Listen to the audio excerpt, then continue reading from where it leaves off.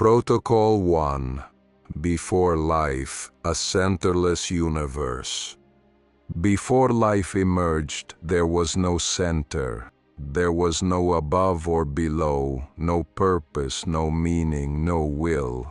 The universe moved according to physical laws that did not care about observers, did not wait for reasoning, and never adjusted themselves to any being. Time flowed without identity.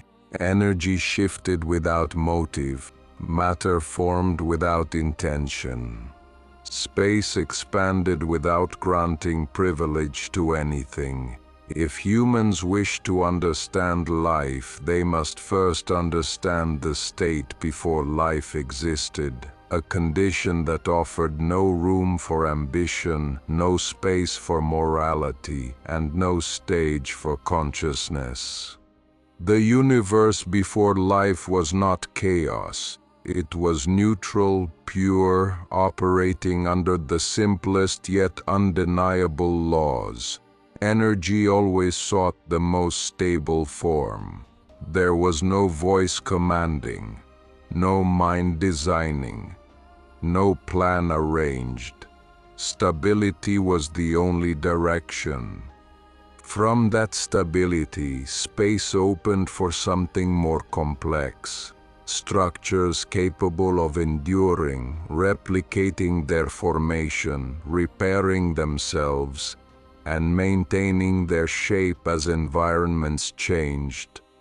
These structures would later be called life. Yet long before they appeared, the universe first had to reach conditions that allowed such life to persist. This is the first truth that readers of the Quorum Origin of the System must accept. Life is not the goal of the universe. Life is merely a logical consequence of processes that began far earlier and far greater. Before the first life, there were no moral boundaries, no intelligence, and no direction.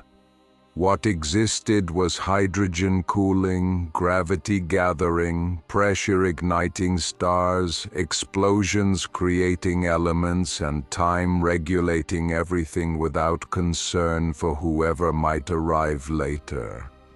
Just as there was no center, there was also no will. Nothing waited for life to happen, nothing planned it. Nothing granted permission for it to appear.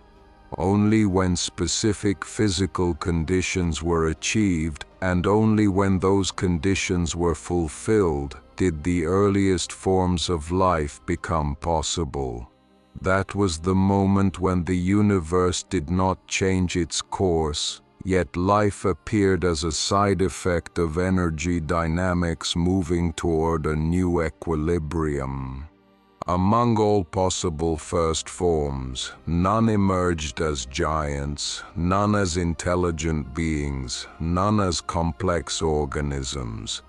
What first appeared were microbes, the simplest structures capable of surviving in a neutral, centerless cosmos filled with uncertainty.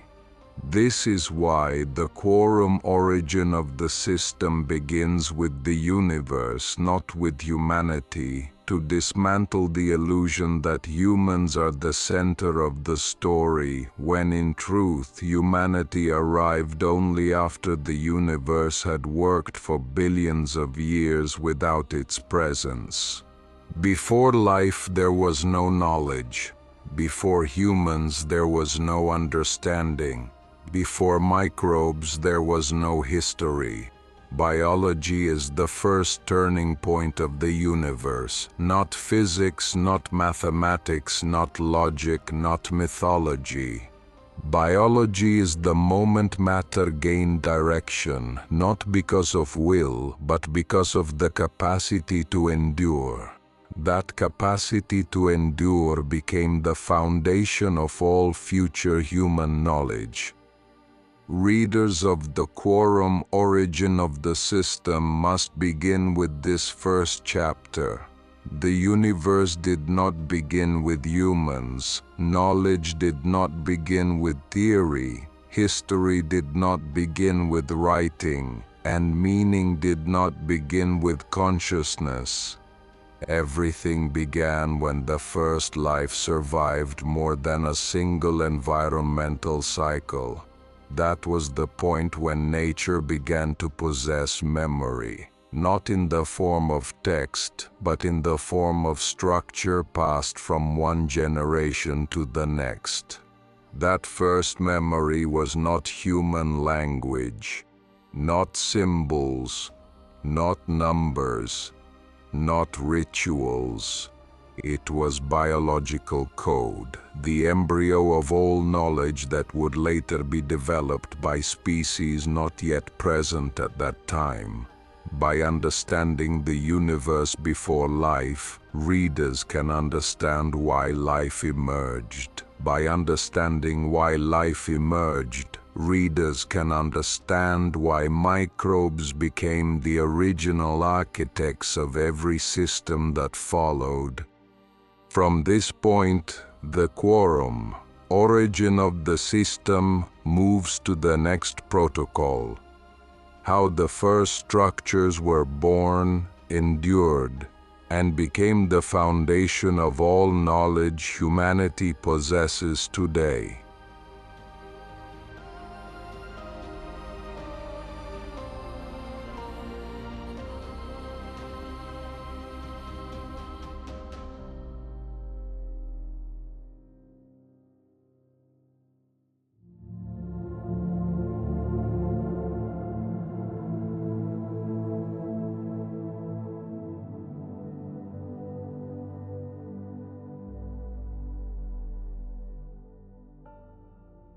Protocol 2. The birth of the first structure, when matter learned to preserve itself.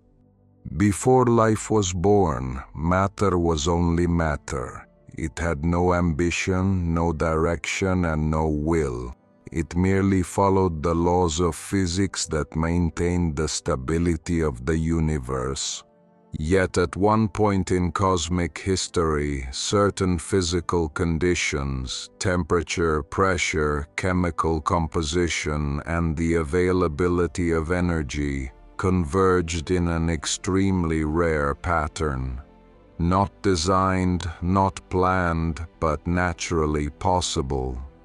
From this pattern emerged something that had never existed before. Matter capable of maintaining its own form.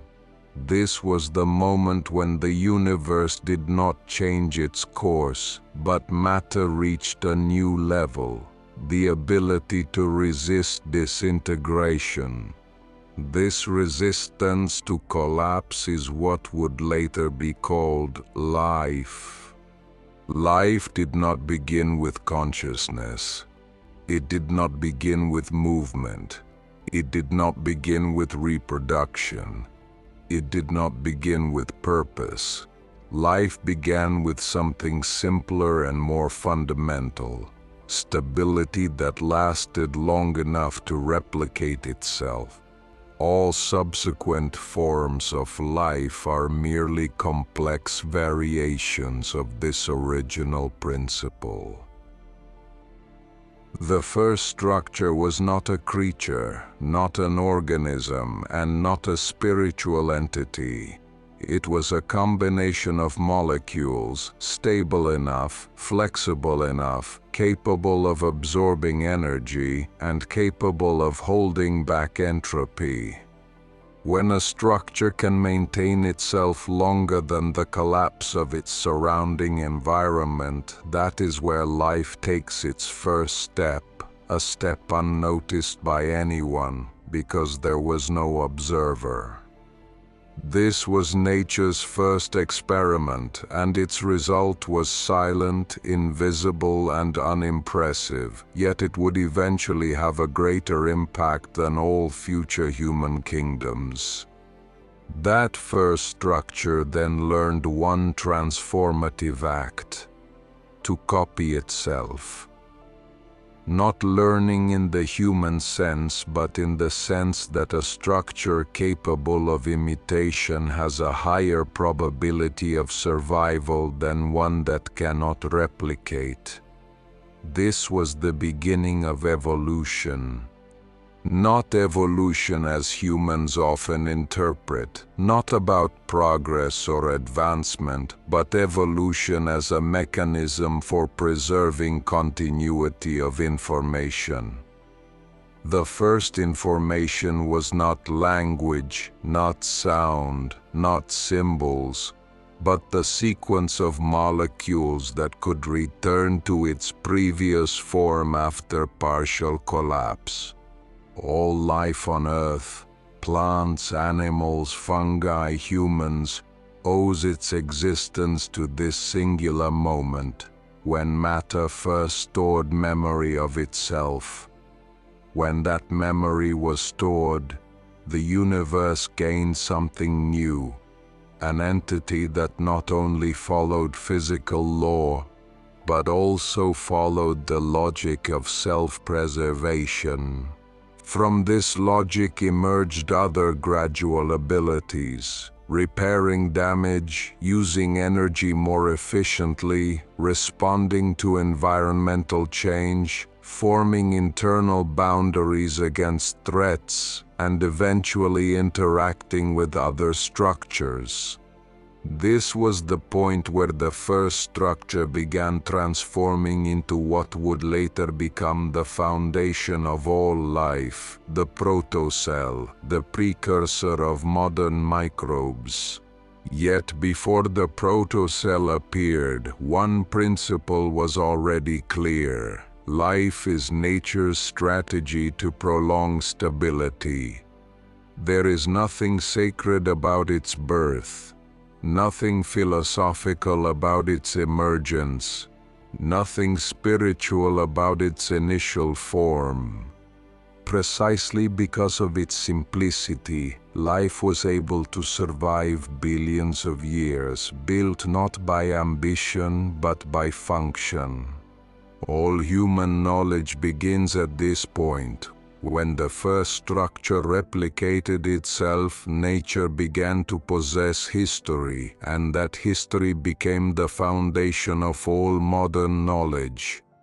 Before this structure emerged, there was no knowledge, no observation, no understanding, no learning process. But when matter began to possess memory, the universe acquired a new direction, not determined by will, but by the probability of long-term stability. This is the foundation of all biology, and biology is the foundation of all human knowledge.